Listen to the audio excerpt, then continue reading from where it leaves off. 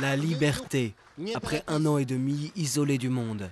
Le but de l'expérience, évaluer les effets d'un voyage sur Mars sur des êtres humains. Et surtout, voir combien de temps ces 6 astronautes pourraient tenir dans un espace si petit.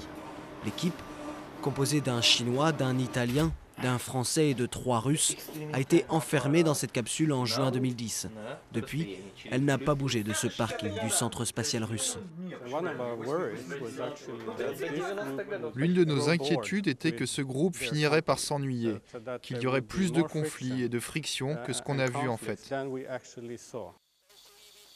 L'atterrissage sur Mars fut le moment fort de la simulation.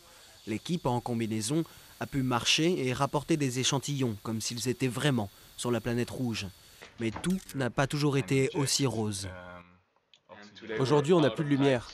Malgré certaines difficultés, l'expérience est aujourd'hui considérée comme une réussite. Oui, l'homme est capable psychologiquement et physiquement de supporter l'isolement d'une mission sur Mars. Alors, allons-y. La planète Mars fascine de plus en plus, notamment grâce aux dernières images récoltées qui suggèrent qu'il y ait eu de l'eau et de la vie.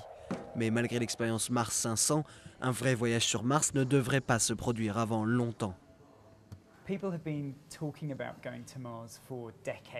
Les gens parlent d'aller sur Mars depuis des dizaines d'années, depuis Apollo et même avant.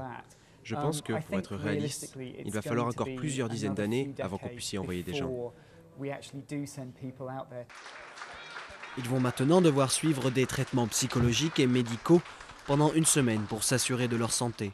Mais pour les 6 volontaires de cette expérience, tout était si réel qu'ils ont vraiment l'impression d'y être allés.